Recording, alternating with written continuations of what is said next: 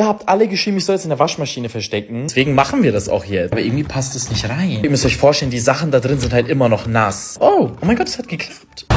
Oh, wow. Ich muss mich jetzt beeilen, bevor Nisa merkt, dass ich nicht im Haus bin. Hier die Waschmaschine draufmalen, aber Problem ist, ich kann nicht malen. Ein Viereck? Kann mit einer Hand nicht malen. Ist das gut? Ich denke, es sollte schon passen. Gott, was ist denn mit meiner Socke? Ach du, oh Gott. Wir haben nichts gesehen. Ich hoffe, sie freut sich, weil ihr geht's heute auch nicht so gut, also gesundheitlich. Deswegen hoffe ich, dass sie sich übers Geschenk freut. So, das kommt jetzt da rein.